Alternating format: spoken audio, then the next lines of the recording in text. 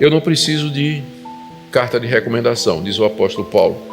Vocês são a minha carta de recomendação, superior a deles, porque é escrita no coração, em tábuas de carne, pelo Espírito do Deus vivente. A deles é um papel escrito com tinta, a semelhança do que foi feito lá no Monte Sinai, quando Deus escreveu em pedras, tábuas de pedra, os 10 mandamentos. A diferença aqui, se vocês percebem o ponto de comparação, é o que o ministério de Paulo, ele produz mudança no coração, ele é interno, ele age mudando os corações, gravando a lei de Deus no coração. E o ministério da antiga aliança era externo, era gravado em pedras, não dentro de nós, mas fora de nós. Bom dia, irmãos. Quero saudar a todos com a paz e mais uma vez agradecer a oportunidade de estar aqui com vocês nessa ocasião que vocês comemoram 2 anos. Trago a saudação da Igreja Irmã. Eu sou vice-presidente da Igreja Presbiteriana do Brasil, então trago para vocês a saudação da nossa igreja, que já está aqui no país há 160 anos. Então, vocês são fiote.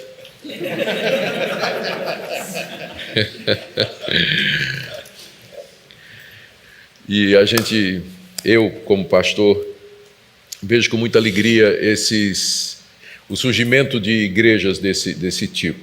Alguns anos atrás, para horror dos meus colegas, eu disse que o futuro da teologia reformada não estava nas igrejas tradicionais, nas igrejas históricas, porque elas, nos países onde elas nasceram e exerceram muita influência durante alguns séculos, elas estão morrendo.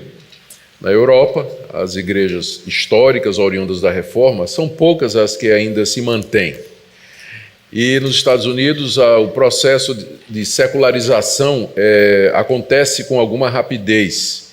E as igrejas tradicionais, oriundas da Reforma, elas vêm perdendo espaço. E no Brasil, a mesma coisa. Embora a minha denominação, a Igreja Presbiteriana do Brasil, ela é uma igreja pujante, graças a Deus, bem firme na palavra, ela tem um bom ritmo de crescimento, mas ela é uma das poucas entre as muitas igrejas que são oriundas da Reforma. E a gente vê com alegria como movimentos não denominacionais, históricos, eles estão acontecendo no Brasil todo. Há um fenômeno muito grande, inesperado, não é? Que era a aceitação da teologia, que é a aceitação da teologia reformada por igrejas pentecostais e neopentecostais. Então, irmãos dessas denominações, eles estão acordando para as doutrinas da graça. Algum tempo atrás, 2 anos atrás, eu estive com Miguel Núñez, que é um grande pregador da América Latina, ele é porto-riquenho. E nós nos encontramos num evento onde éramos preletores, e ele estava falando de como, aqui ao lado, né, a gente não tem muita informação, mas aqui nos países da América Latina, ele pregava para eventos para jovens, 6, 7 mil, em praticamente todos os países da América Latina. E quando eu disse a ele que no Brasil um fenômeno similar estava acontecendo, né, e ele disse que era convicção dele que isso tudo era o resultado das mídias sociais. E ele fez uma comparação. Ele disse, o que a imprensa representou para a reforma do século XVI, as mídias sociais representam para essa nova reforma que nós estamos vendo. Se a imprensa não tivesse sido descoberta poucos anos antes de Martinho Lutero pregar as 95 teses na porta do castelo de Wittenberg, elas teriam ficado presas lá até o dia de hoje. Mas Lutero, espertamente, imprimiu, usando a recém-descoberta imprensa, e panfletou a Europa toda. E foi isso que foi usado para trazer o conhecimento da Reforma Protestante por toda a Europa. Então, igualmente hoje, o advento das mídias sociais permite que membros dessas igrejas, onde não se ouve doutrina bíblica, onde não tem pregação expositiva, onde não tem ênfase nas doutrinas da graça, esse pessoal que está lá, especialmente os jovens, não é, que são assíduos nas redes sociais, eles descobrem esse tipo de coisa. Não é que, na minha observação, Primeiro, eles se interessam por pregadores que ensinam a Bíblia. Eles não estão interessados nas doutrinas da graça, eles nem sabem o que é isso. Mas, de repente, eles descobrem pregadores que estão ensinando a Bíblia, porque na igreja deles, pelo menos eles ouvem, olha, a Bíblia é a palavra de Deus. É claro, os líderes não pregam Bíblia, mas pelo menos dizem, né? A Bíblia é a palavra de Deus. Então, eles, procurando pela internet, vão descobrir pastores que estão expondo a palavra de Deus. Eles começam a seguir. O próximo passo é se tornar reformado. O próximo passo é, porque a pregação expositiva, ela está geralmente atrelada a essa teologia que valoriza a palavra de Deus, sola escritura, que é um dos lemas da reforma, enfatiza que ela é a única regra de fé e prática, que ela fala a respeito de Cristo e que nós precisamos da ação do Espírito Santo para compreendê-la corretamente e ver a suficiência de Cristo e a glória de Deus. Então, esse é um movimento que está acontecendo no Brasil todo. E eu dou graças a Deus por isso, que, tendo começado meu ministério, acho que nem quando Isaac era nascido, eu posso ver, graças a Deus, esse momento na nossa pátria. Queridos, 2 Coríntios, capítulo 2, nós vamos do verso 14 até o final do capítulo 3.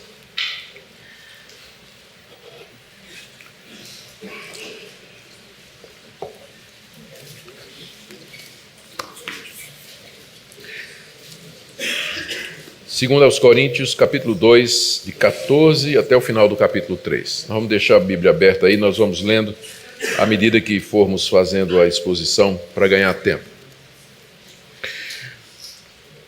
O apóstolo Paulo sempre foi muito perseguido em todo o tempo do seu ministério.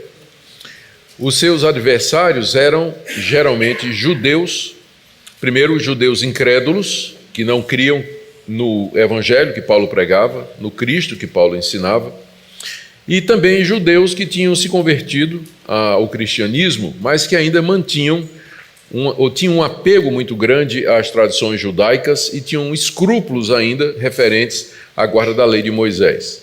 Para eles, Paulo era um liberal, porque Paulo ensinava que tanto judeu como grego, ele é justificado pela fé em Jesus Cristo diante de Deus, sem as obras da lei.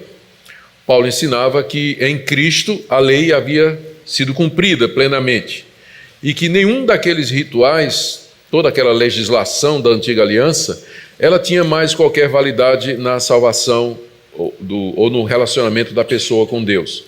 Então Paulo pregava a salvação unicamente pela fé em Cristo Jesus, pela fé somente, sem qualquer adição. E ele, naturalmente, fez muitos inimigos. Fez inimigos no campo judaico, os judeus incrédulos, e esses judaizantes, que é o nome que a gente dá aos judeus que se converteram, mas que ainda achavam que se devia manter as tradições e o ensinamento judaico. Fora os inimigos que Paulo fez entre os pagãos. Por exemplo, quando ele foi pregar em Éfeso, ele despertou a ira do sindicato dos santeiros de Éfeso, porque a pregação de Paulo acabou com o comércio deles. E eles ficaram revoltados e fizeram um movimento contra Paulo, levaram diante das autoridades, acusando Paulo de estar falando contra a deusa Diana, a Diana dos Efésios. Nós conhecemos bem a história. Então Paulo era um homem que tinha inimigo de tudo quanto é lado. E esse pessoal, especialmente os judaizantes, tinha como tática chegar nas igrejas que Paulo fundava e minar o trabalho de Paulo. Eles fizeram isso lá na Galácia, particularmente, nas igrejas que Paulo fundou naquela região, e estavam fazendo isso na igreja de Corinto. Nós lemos aqui na correspondência de Paulo aos Coríntios, como ele combate a chegada de falsos mestres na cidade de Corinto, tentando minar a sua autoridade e tomar controle das igrejas que ele havia fundado naquela região, na região da Acaia. Então, toda a correspondência, na correspondência que nós temos de Paulo aos Coríntios, a gente vê refletido esse desejo de Paulo de justificar ou de explicar as acusações que esses homens traziam para minar o seu ministério. As principais eram estas. Primeiro, Paulo havia trocado a glória da antiga aliança por uma mensagem extremamente simples e despojada que não tinha metade do esplendor e do brilho da antiga aliança. Ou seja, se você comparasse o culto nas igrejas paulinas, que era um culto extremamente simples, centralizado na pregação no louvor e na oração, com o culto do templo, onde tinha todo aquele esquema dos sacerdotes, vestidos paramentados daquela maneira detalhada, especial, o templo cheio de móveis coberto de ouro, toda a glória, a majestade, o ritual, o processional, os levitas com aquelas músicas preparadas e todos aqueles instrumentos. Então você poderia dizer que Paulo estava trocando a glória que Deus havia revelado na antiga aliança por um ministério que não tinha menor glória se comparado com o da antiga aliança. Eles também diziam que Paulo não podia ser de Deus, porque o próprio povo de Israel não aceitava a mensagem de Paulo. Onde Paulo chegava e pregava, nas sinagogas, ele era expulso, quando não apedrejado, às vezes preso, várias vezes chicoteado, uma vez deixado fora da cidade como morto. Ou seja, como é que um homem que era de Deus poderia ser um homem que dizia da parte de Deus, ter uma mensagem da parte de Deus, ele não conseguia ao menos a atenção e a concordância do povo de Deus, que era a nação de Israel. Paulo era odiado pela maioria dos judeus. Então, como é que ele podia ser de Deus? Como é que alguém que apanha tanto dos próprios patrícios, que tem tanta rejeição, poderia ser de fato de Deus? Paulo não tinha autorização para pregar, esse pessoal dizia. E eles então apresentavam cartas de recomendação lá do Sinédrio, que era a autoridade maior da nação de Israel. Eles traziam essas cartas de recomendação e se apresentavam nas igrejas como legítimos representantes de Cristo, com autoridade para pregar, e questionando a autoridade de Paulo, dizendo que ele era um mercenário, que ele fazia aquilo para angariar recursos, para ter um meio de vida, e que a mensagem que ele trazia era uma mensagem incompleta. Então, Paulo tinha que constantemente estar respondendo a esse tipo de acusação. E aqui, nessa parte da segunda carta aos Coríntios, ele começa a fazer uma defesa do seu apostolado. Na verdade, ele vai aí do capítulo 2 até capítulo 7, né? Mas meu tempo é limitado, eu vou apenas pegar algumas das respostas que o apóstolo Paulo dá aos seus acusadores, porque ao fazer isso, ele nos deixa ver a natureza do ministério cristão. E ele faz um contraste entre a nova aliança, na qual nós estamos, e a antiga. E ele nos mostra em que reside essa diferença. Isso nos ajuda a entender o que é o evangelho, o que é o ministério, qual a tarefa nossa como pregadores e qual a tarefa dos demais, ou qual a responsabilidade dos demais que estão debaixo da nova aliança. E eu penso que isso é extremamente importante hoje, quando se questiona exatamente isso, o que é a igreja, o que é o evangelho, o que é o ministério pastoral, o que é que legitima, o que torna legítimo um pastorado e assim por diante. Então, essa passagem dá resposta a todas essas questões.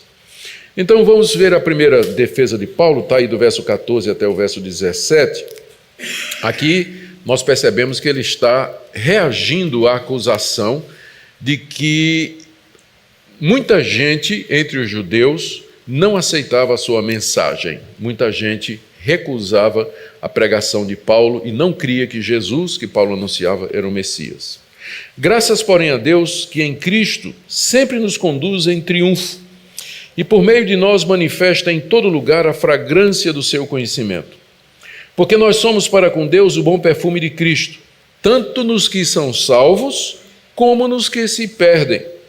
Para com estes que se perdem, cheiro de morte para morte, mas para com aqueles que se salvam, aroma de vida para vida. Quem, porém, é suficiente para essas coisas? Porque nós não estamos, como tantos outros, mercadejando a palavra de Deus. Antes, em Cristo é que falamos, na presença de Deus, com sinceridade e da parte do próprio Deus. Para responder à acusação de que ele não poderia ser de Deus por conta dos resultados negativos do seu ministério, ou seja, nem sempre Paulo tinha sucesso, a pregação dele nem sempre era aceita, Paulo usa a figura do triunfo romano, que nós já vimos ontem que ele usou na carta aos Colossenses. Então, para quem não estava aqui ontem à noite, eu vou repetir. O triunfo romano era um processional vitorioso do general que havia vencido em batalha os seus inimigos. Depois de ter derrotado os seus inimigos na batalha e despojado os seus inimigos, tirado os seus bens, desarmado das suas armaduras.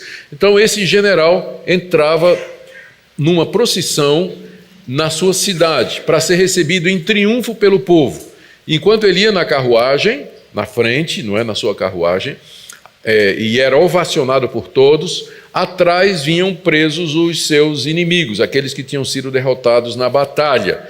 E todo mundo sabia que depois daquela processional, né, que se dirigia para a praça, o centro da cidade ou da vila, lá os inimigos seriam mortos, seriam executados. Então aquela procissão, ela era uma procissão de vitória e ao mesmo tempo de humilhação e de derrota.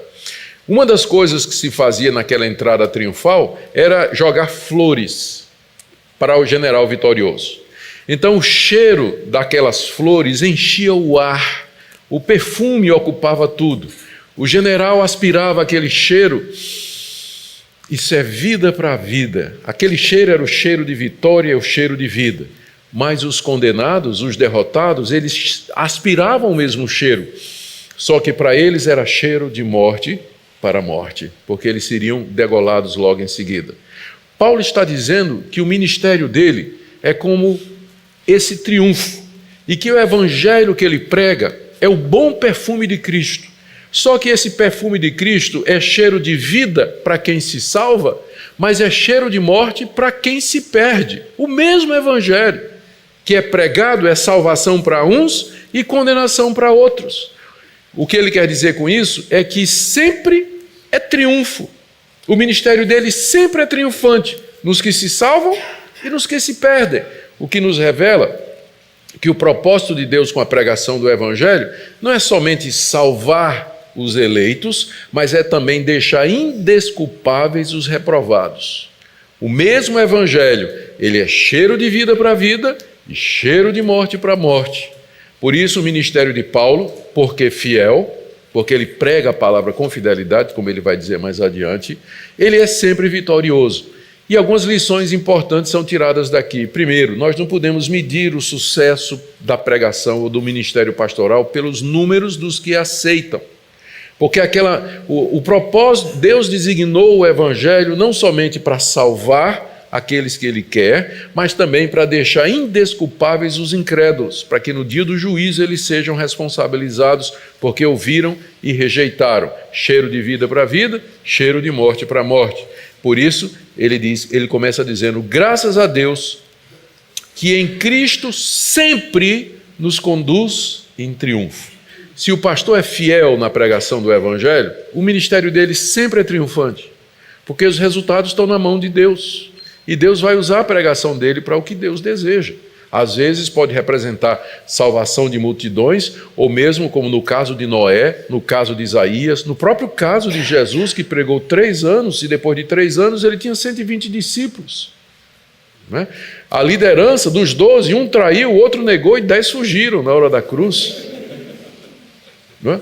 Então, não se mede o triunfo de um ministério pelos números. Há um apelo muito grande hoje, em muitas igrejas, para que os líderes eles batam metas. Nós temos recebido na nossa igreja pastores que ouviram a fé reformada, se converteram e saíram das igrejas onde eles eram pastores, e eles contam histórias para nós que partem o coração. Dizendo, pastor, lá na minha igreja eu tinha que bater meta. Eu tinha meta, eu tinha que levantar tantos mil por mês e eu tinha que ter tantos novos aderentes ou membros da igreja por mês. Se eu não batesse essa meta, vinha pressão em cima, eu não aguentava mais isso, eu não conseguia ver isso como sendo o evangelho, até que eu vi a doutrina da reforma. E eu então larguei lá o pastorado. Recebemos uma vez um pastor que veio fugido de Brasília, quando eu estava ministrando em Goiânia. Porque quando ele disse lá na igreja dele que ele não queria mais ser pastor lá, então ele chegou a ser ameaçado e ele teve que fugir lá para Goiânia. E como ele não tinha um curso teológico, a gente conseguiu um trabalho para ele de segurança. Um cara desse tamanho, conseguimos um trabalho de segurança lá no colégio da igreja, na primeira igreja presbiteriana de Goiânia, para que ele pudesse sustentar a sua família. Há uma pressão muito grande por números, por resultados hoje em dia. Esse pragmatismo perde de vista o que a palavra de Deus fala a respeito da fidelidade do ministério e o que é o Evangelho. O Evangelho é o cheiro de vida para a vida nos que se salvam, mas ele é cheiro de morte para a morte nos que se perdem. Colocando aqui, como está na Nova Versão Transformadora, eu gostei muito da tradução, diz assim: graças a Deus que em Cristo sempre nos conduz triunfantemente. Agora, por nosso intermédio, ele espalha o conhecimento de Cristo por toda parte como um doce perfume. Nós somos o aroma de Cristo que se eleva até Deus, mas esse aroma é percebido de forma diferente por aqueles que estão sendo salvos e por aqueles que estão perecendo. Para os que estão perecendo, nós somos um cheiro terrível de morte e de condenação. É assim que o incrédulo nos ouve, é assim que ele recebe o Evangelho, como um cheiro terrível de morte e de condenação. Mas para os que estão sendo salvos, somos perfume que dá vida. E ele termina com essa pergunta: quem é suficiente para essas coisas? Ou seja, quem está à altura de uma tarefa como essas? Depois de refletir que a salvação eterna de alguns e a condenação eterna de outros depende da sua pregação, Paulo com razão pergunta: quem está à altura dessa tarefa? Veja a seriedade disso, que o destino eterno das pessoas são definidos pela pregação do Evangelho. E Deus não manda anjos pregar o Evangelho, Deus levanta pessoas comuns para pregar o Evangelho. Por isso Paulo pergunta: quem está à altura dessa tarefa? Quem é suficiente para esse tipo de coisas? Paulo estava profundamente consciente da sua insuficiência. E nós estamos falando aqui provavelmente de um dos homens mais cultos e preparados do século I. Educado em 3 culturas, judeu de judeus, estudou com o mestre dos judeus, que era Gamaliel, nasceu fora da Judéia, nasceu em Tarso da Cilícia, uma cidade que era muito importante, conhecida inclusive por ser uma sede cultural e filosófica, só perdendo para Atenas, onde Paulo teve a sua educação. Isso é refletido nas cartas dele, né, o conhecimento que ele tem dos poetas e dos filósofos gregos da sua época, e era cidadão romano, né, herdou isso do pai dele, criado na cultura romana. Era um homem de 3 culturas, falava diversas línguas. Mesmo assim, diante da grandeza e da responsabilidade do ministério, ele diz assim: eu não sou suficiente para isso. Quem é capaz, ou quem está à altura de uma tarefa como essa? E se todos os pregadores do Evangelho tivessem essa consciência, talvez a igreja fosse diferente. Se todos aqueles que se sentem chamados para ensinar, para ministrar a palavra, se eles vissem a seriedade do que isso representa, talvez então nós tivéssemos uma geração de pastores e ministros realmente quebrantados, humildes, apegados à palavra de Deus, cuja única vocação e desejo na vida é ser fiel a Deus e se desempenhar com fidelidade dessa vocação que Deus lhe deu. Paulo termina no verso 17 dizendo: nós não estamos como tantos outros mercadejando a palavra de Deus. Aqui, a versão transformadora faz uma tradução maravilhosa. Pessoas que fazem da palavra de Deus um artigo de comércio. É isso que significa mercadejar a palavra de Deus. Essas pessoas que não percebem a seriedade do ministério, e aqui Paulo está dando uma alfinetada nos seus críticos, eles mercadejam a palavra de Deus, ou seja, eles usam o Evangelho como meio de se promover financeiramente, de ganhar a sua vida, se garantir para o futuro. São chamados de mercenários ou falsos profetas. Todo aquele que faz do Evangelho um artigo de comércio, ele é denunciado na Bíblia como mercenário e falso profeta, pensando que a piedade é fonte de lucro. E para obter e para vender o produto, como muitos comerciantes fazem, eles diluem o Evangelho. Para ter aceitação, tem que diluir o Evangelho, porque o Evangelho ele não é uma mensagem palatável à primeira vista. O Evangelho começa com a má notícia de que você é um pecador, você está condenado pelos seus pecados, que você está caminhando para o inferno, que não há absolutamente nada que você possa fazer para se salvar e que Deus está irado contra você pelas suas iniquidades e que ele não tem a menor obrigação de salvar você e que se ele mandar você para o inferno, ele será absolutamente justo, ele não lhe deve absolutamente nada, você vai para o inferno por conta dos seus pecados. Esse é o tipo de mensagem que a Bíblia ensina. E se você começa a pregar isso, a sua audiência vai diminuir. Vai diminuir. Porque o que é que o pessoal quer ouvir hoje? O evangelho da autoajuda. Não é? Deus ama você, está tudo bem com você, né? Procure ajuda em Deus, conforto, né? Deus perdoa, Deus compreende. Eu sei que você está com outra mulher, mas a tua primeira era uma droga, né? Então, Deus vai compreender tudo isso, né? Deus é bom, Deus é pai, né? Tal, né? E Ele vai lhe abençoar financeiramente. Se você fizer um sacrifício, plantar uma semente, fizer um propósito, fazer uma campanha, Deus vai te dar um carro do ano, vai te dar um marido, né? Vai te dar uma esposa. Me lembrei do cara aqui tocando. Vai fazer todo esse tipo de coisa, né? Isso o pessoal gosta de ouvir. Por isso as igrejas onde isso é pregado, estão assim.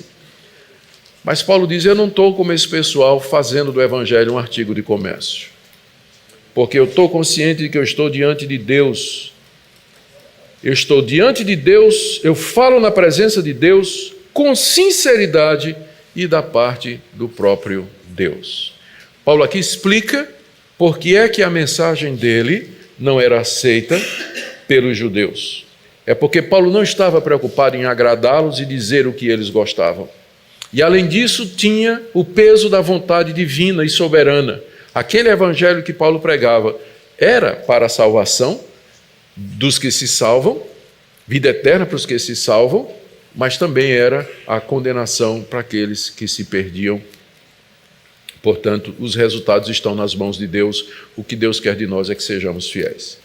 Segundo ponto de Paulo, está aí do capítulo 3, verso 1 até o verso 3. E tem a ver com um sistema muito comum no mundo antigo, que era o de carta de recomendação. Havia uma instituição no Antigo Testamento chamada shaliach, isso aí entre os judeus.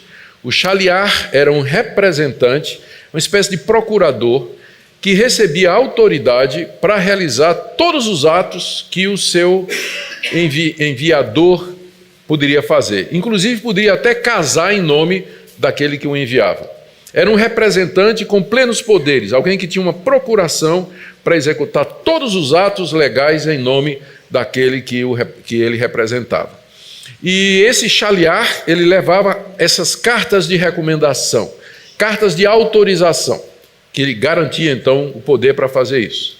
Os homens que estavam entrando na cidade de Corinto, nas igrejas de Paulo, e questionando a autoridade de Paulo, eles apresentavam cartas que vinham ou escritas ou assinadas provavelmente pelo sumo sacerdote e pelas lideranças do Sinédrio em Jerusalém, e essa na melhor das hipóteses. Alguns até acham que, na verdade, eles traziam cartas da igreja de Jerusalém, né? O que eu acho difícil, porque Pedro e Tiago, que eram os líderes da igreja de Jerusalém, ele mostrava um acordo com a pregação do apóstolo Paulo, segundo a gente lê no livro de Gálatas.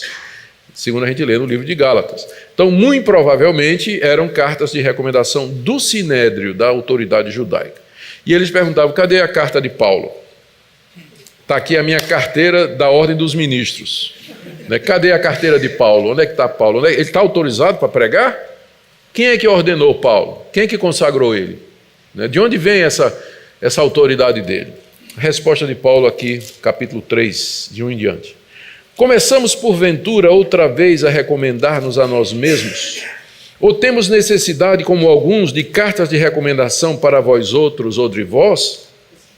Vós sois a nossa carta, escrita em nosso coração, conhecida e lida por todos os homens, estando já manifestos como carta de Cristo, produzida pelo nosso ministério, escrita não com tinta, mas pelo Espírito do Deus vivente, não em tábuas de pedra, mas em tábuas de carne, isto é, nos corações. Paulo tinha acabado de dizer que o ministério dele era um triunfo constante e que ele não estava como tantos outros mercadejando a palavra de Deus.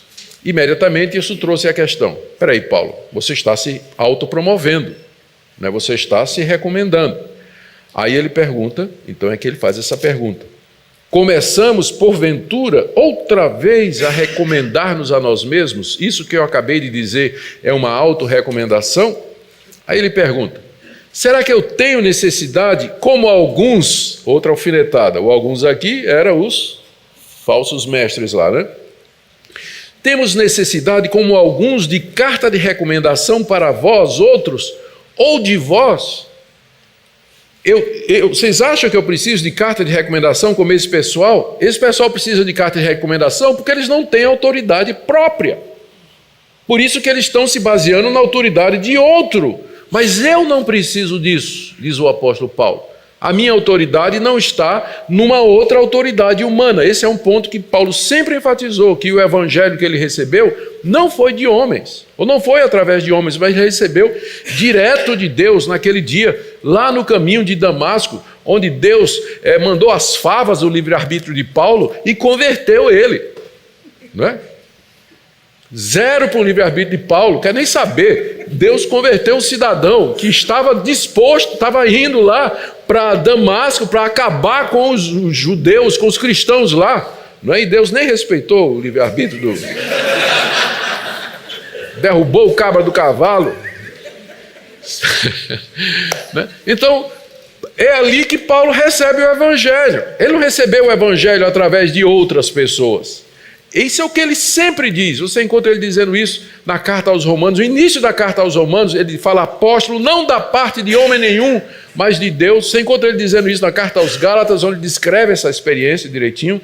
E aqui, mais uma vez, Paulo diz: eu preciso de carta de recomendação? Ele diz, olha, verso 2: vocês são a minha carta de recomendação. Vocês são a minha carta de recomendação. Vocês são o fruto que prova que eu estou autorizado por Deus a pregar o evangelho.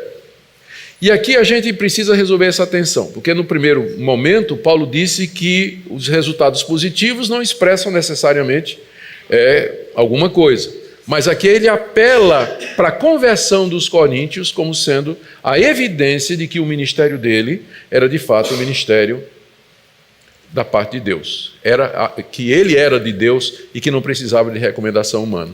E essa recomendação, Paulo diz, é maior do que essa recomendação trazida aí pelos meus adversários, porque o que eles estão trazendo é carta escrita com tinta, em tábuas de pedra.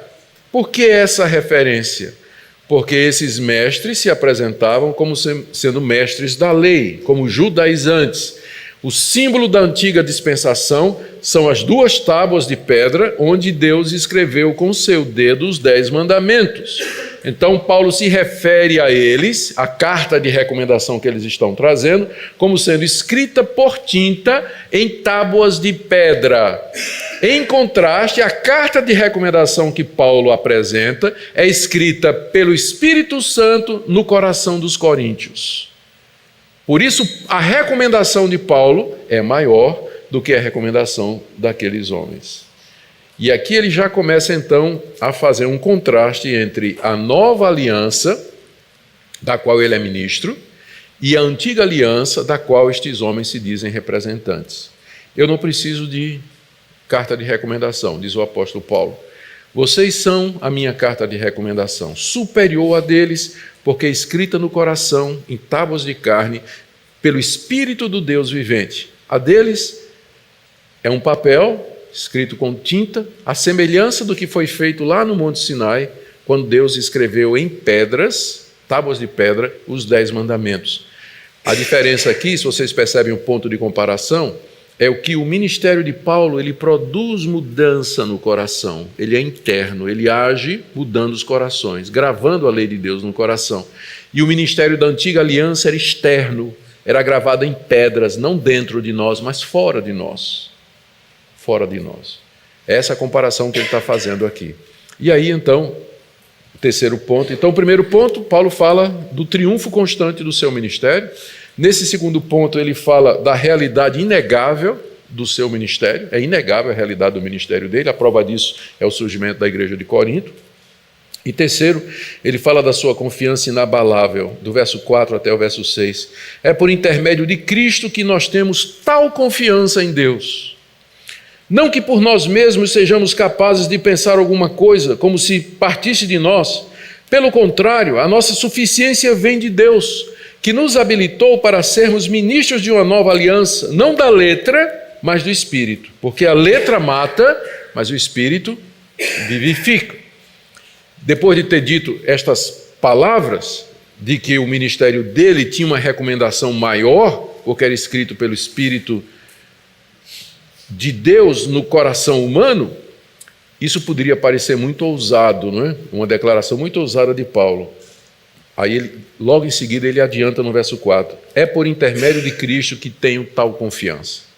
Essa confiança de que eu tenho no meu ministério, que ele é de Deus e que o Espírito age, é por intermédio de Cristo. Não é por mim, não é por meus méritos, minha capacidade, minha inteligência, mas eu me fio somente nos méritos de Jesus e na sua mediação.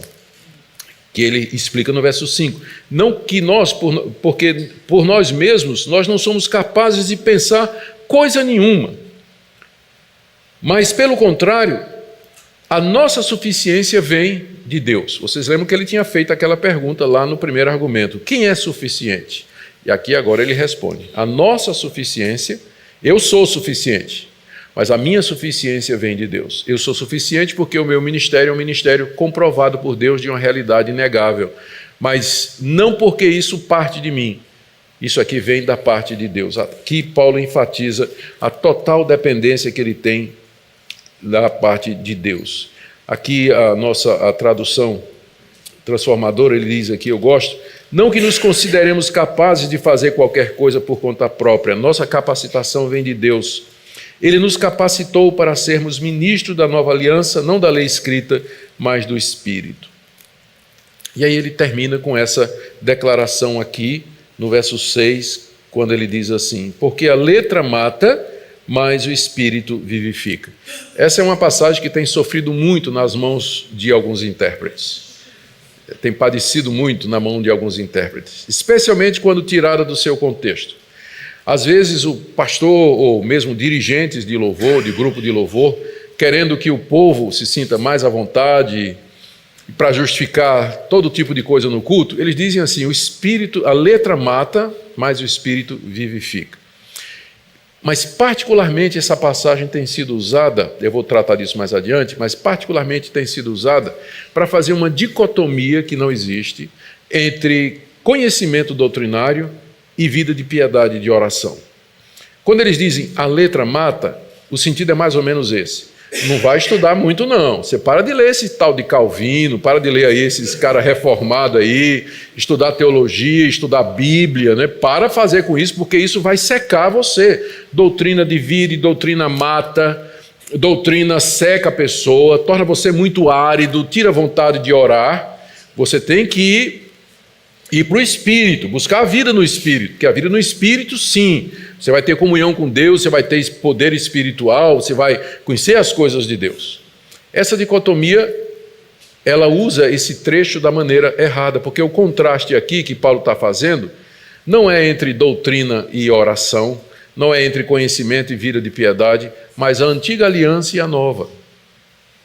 Porque essa dicotomia, essa tensão entre doutrina e oração, ela não existe no Novo Testamento. O Novo Testamento diz que nós precisamos das duas coisas. Nós precisamos do conhecimento de Deus, precisamos conhecer a palavra de Deus, precisamos conhecer a Cristo e precisamos ser pessoas de oração, cheias do Espírito Santo, que andem no caminho de Deus, piedosas, que amem o próximo como a si mesmo e que estejam dispostas a fazer a vontade de Deus. Nós não podemos separar essas duas coisas. Se você enfatiza só o estudo, você vai de fato se tornar uma pessoa árida. Você vai se dedicar a debates intermináveis, geralmente na internet, não é? No Facebook, debates intermináveis sobre picuinha, né? E você vai brigar por aquilo ali. Se você rejeita tudo isso e diz assim, não, eu vou me dedicar só à oração e à busca de Deus, plenitude do Espírito e tudo mais, se você não tiver uma espinha dorsal teológica boa, você vai cair no misticismo, como nós vimos ontem, gente adorando anjo, gente praticando ascetismo, você vai cair em superstição evangélica, você vai cair num pragmatismo evangélico e uma série de conceitos e ações que não têm o menor fundamento bíblico, e disso a igreja evangélica está cheia. Tem cultos inacreditáveis, gente subindo em pau de sebo. Procura o vídeo na internet, o cara subindo em pau de sebo no meio do culto. Gente... Parar de falar mal dos outros, né? Mas a minha bronca é o uso errado dessa passagem. O meu doutorado e o meu pós-doutorado é em hermenêutica e interpretação bíblica, voltada mais para o Novo Testamento. E eu aprendi 3 regras de interpretação que eu quero trazer para vocês aqui, que vão salvar vocês de pagar mico como esse, de usar esse texto assim. Primeira regra, contexto. Segunda regra, contexto. Terceira regra, contexto. Leia o texto todo e aí você vai ver que essa passagem não está fazendo esse contraste. É um contraste entre a antiga aliança e a nova aliança. A antiga aliança da lei, da letra, ela conduzia à morte, foi o que nós vimos ontem. O objetivo da lei era mostrar ao judeu que ele era impotente para salvar-se, que ele era um pecador, estava condenado debaixo da santa e justa vontade de Deus, santidade de Deus, e que ele não tinha recursos em si para quitar sua dívida diante de Deus. Portanto, o judeu tinha que perguntar: miserável homem que sou, quem me livrará do corpo dessa morte? E a resposta era Jesus Cristo. O judeu, então, era apontado para o altar dos sacrifícios, para o cordeiro imolado ali, para o sangue derramado, e dizendo: a sua única esperança é aquela, porque aquilo ali tipifica o sangue do Messias que está por vir. A sua esperança não é a lei, mas a sua esperança é o altar, o cordeiro imolado sobre o altar. Creia nisso e você será salvo. No Antigo Testamento, os judeus eram salvos da mesma maneira que nós somos, pela fé. O judeu era salvo porque ele cria no altar e no cordeiro e no sangue derramado, que tipificava e antecedia o sacrifício de Cristo. E nós somos salvos pelo cordeiro que já veio e que já foi imolado no altar do Calvário. É a mesma coisa. Não existem 2 sistemas de salvação. No Antigo Testamento era pelas obras e no Novo pela fé, como o pessoal acha, né? Sempre foi da mesma forma. Nunca ninguém se salvou por obra, sempre foi pela graça, pela fé em Jesus Cristo. Antes dele, no Messias que haveria de vir. Depois dele, no Messias que já veio. No Antigo Testamento eles olhavam para frente, agora no Novo a gente olha para trás, para o centro da história, que é Cristo crucificado lá no alto do monte. Lá no alto do monte. Então essa é a nossa única esperança. E aqui então esse é o contraste que Paulo está fazendo aqui.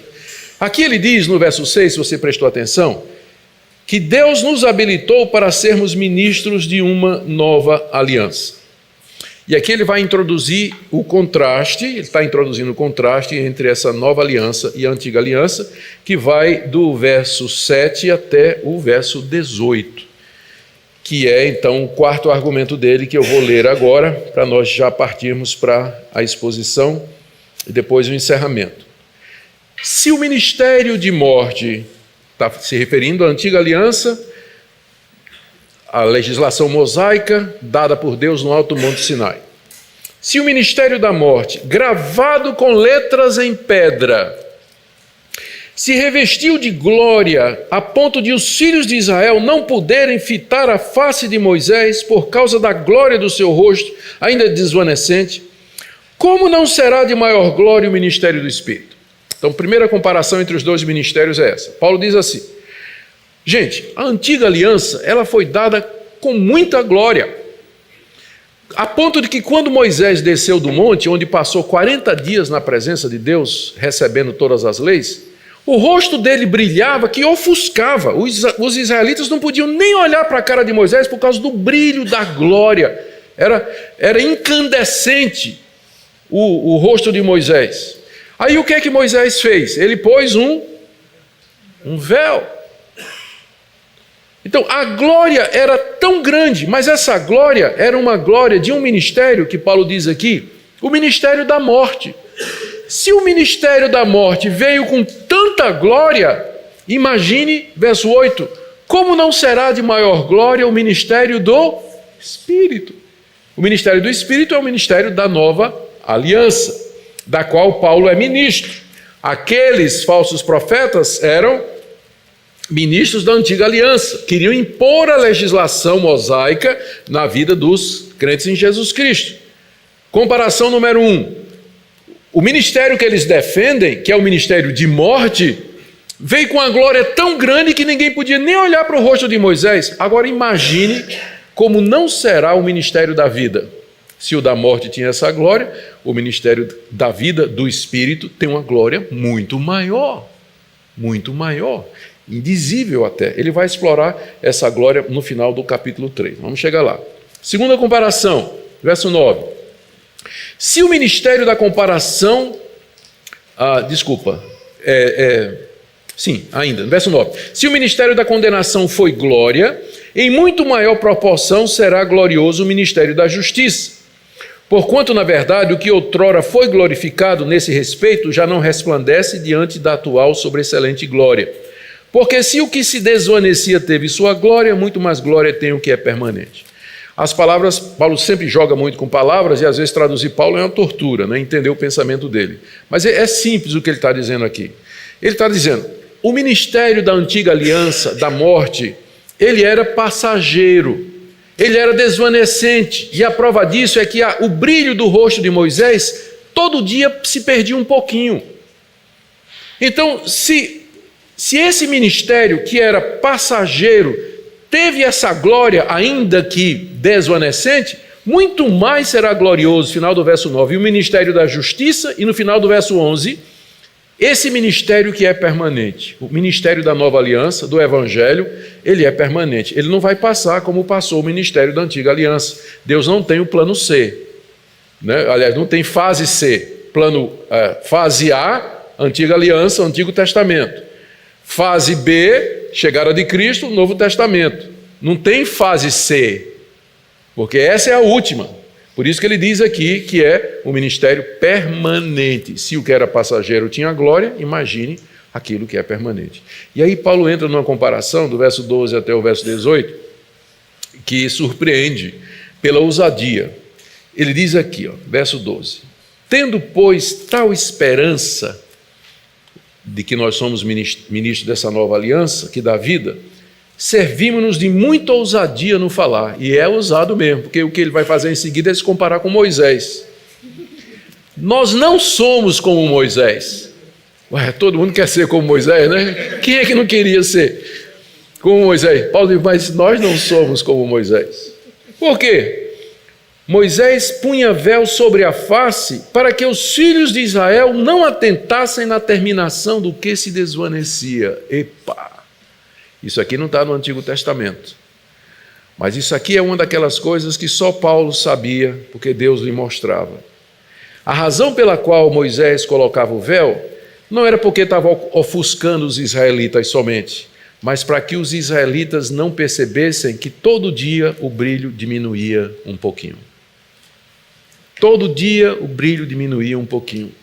Por isso Moisés colocava o véu, para que os israelitas não percebessem na terminação do que se desvanecia. Eles não percebessem que a antiga aliança estava caminhando para o fim. Era uma espécie de julgamento sobre a nação de Israel. Deus cegou, Deus não permitiu que eles vissem.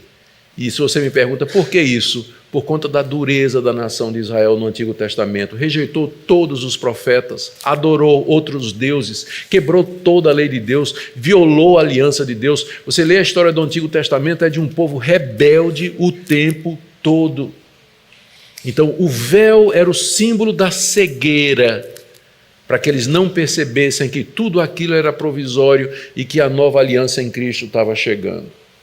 Verso 14, olha aí o que ele diz. Mas os sentidos deles se embotaram. Todo mundo sabe o que é uma faca embotada, né? Quando ela perde o gume. Né?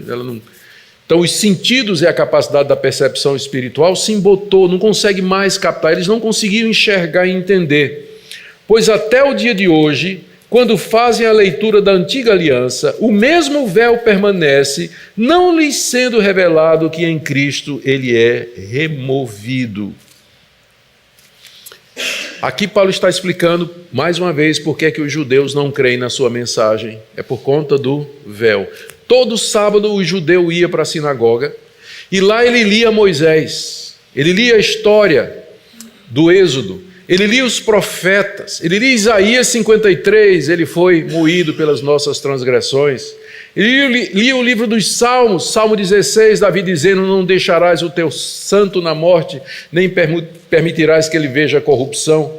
Mas o véu permanecia no rosto deles. Os judeus liam a antiga aliança, mas eles não compreendiam o sentido, que aquilo era provisório e que terminaria com a pessoa de Jesus Cristo. Paulo era um desses. Vocês acham que Paulo não conhecia a antiga aliança? Não conhecia as escrituras? Paulo era versado no Antigo Testamento. Paulo aprendeu as escrituras de cor quando era pequeno, quando ele foi fazer o bar mitzvah dele, aos 13, 14 anos de idade. O menino judeu tinha que saber decorado porções inteiras da antiga aliança. Paulo estudou aos pés de Gamaliel, era um rabino treinado em interpretação, no Pesher, no Midrash, ele sabia fazer tudo isso. Ele leu a Bíblia, o Antigo Testamento, a vida toda, mas o véu estava sobre o rosto de Paulo, a ponto de que ele achava que tinha que perseguir Jesus de Nazaré, que era um falso profeta e um falso Messias. Até o dia que Deus, como eu disse, sem respeitar a decisão de Paulo, arrancou o véu da cara dele, lá no caminho de Damasco. Lhe apareceu: Saulo, Saulo, por que me persegues? Quem és tu, Senhor? Eu sou Jesus, a quem você persegue. Simbolicamente, depois que ele entra em Damasco e Ananias ora por ele e impõe as mãos, escamas caíram dos seus olhos. Ele agora podia ver. E Paulo agora ele olhou de volta para o Antigo Testamento.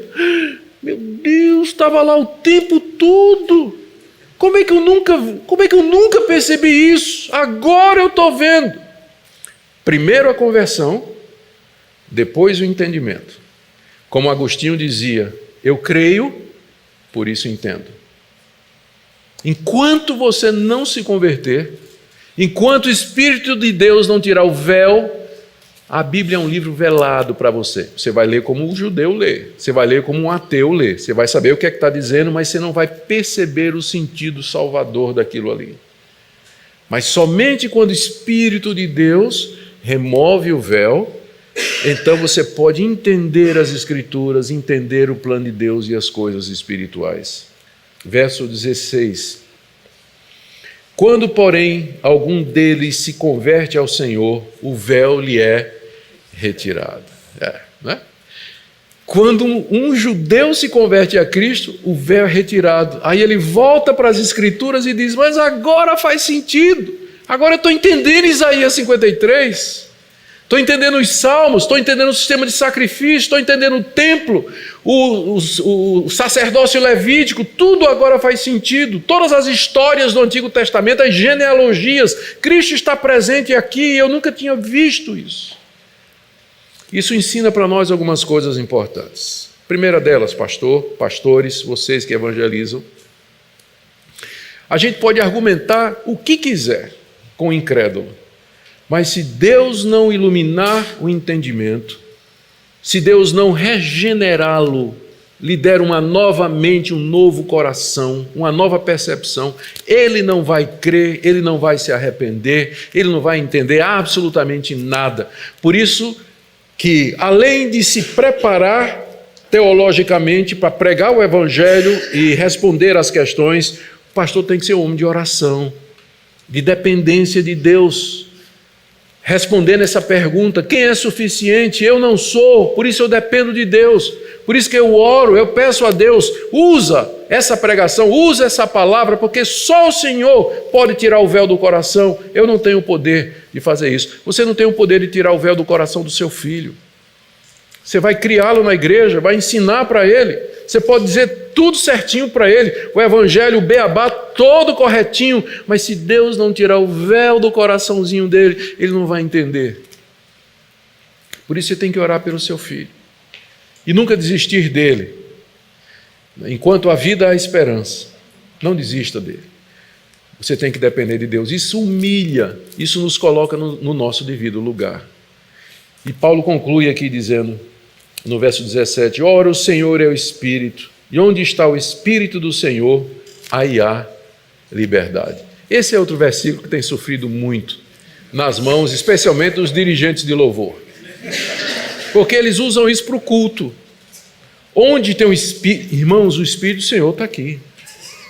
Então, onde tem o Espírito do Senhor, tem liberdade. Então, fica à vontade, pode pular, plantar bananeira, trenzinho de Jesus, cambalhota, riso, cair no chão. Já ouviram isso? Esse versículo sendo usado para justificar todo tipo de macaquice no culto. Onde está o Espírito do Senhor, aí tem liberdade. Então fique livre, né, para fazer o que você quiser no culto. Louve a Deus. Gente, Paulo não está falando de culto aqui. A liberdade aqui é a liberdade para você olhar o Antigo Testamento sem o véu. É a liberdade hermenêutica. Não tem nada com culto aqui. Mais uma vez vou ensinar para vocês 3 regras de interpretação. Né? Contexto, contexto, contexto.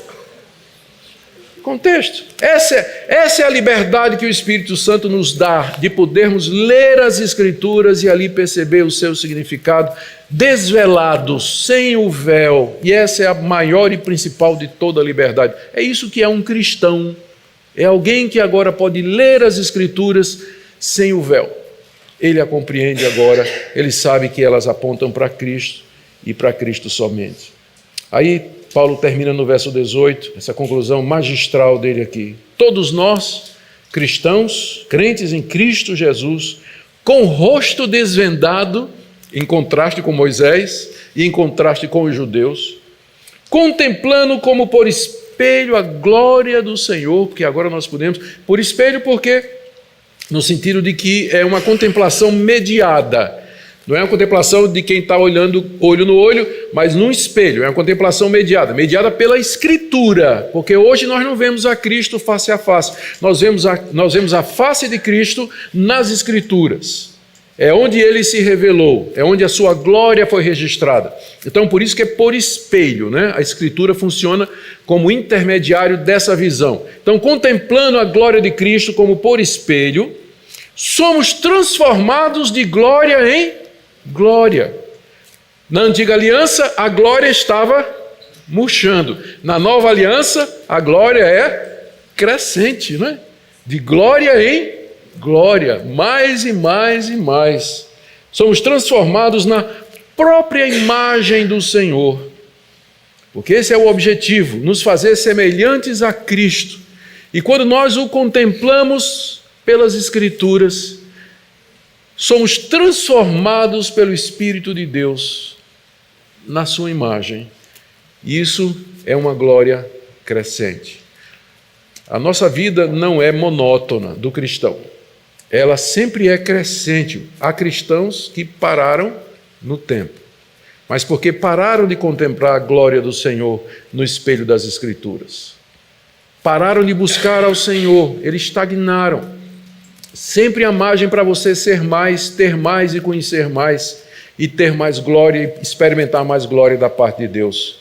A vida cristã, ela não é monótona, ela é uma aventura, ela é prazerosa, ela é um desafio, ela é excitante no bom sentido, no sentido básico da palavra. Ela mexe com os nossos sentimentos. É de glória em glória, à medida que eu contemplo a face do Senhor nas Escrituras, aprendo dele e sou transformado pelo Espírito mais e mais em sua imagem.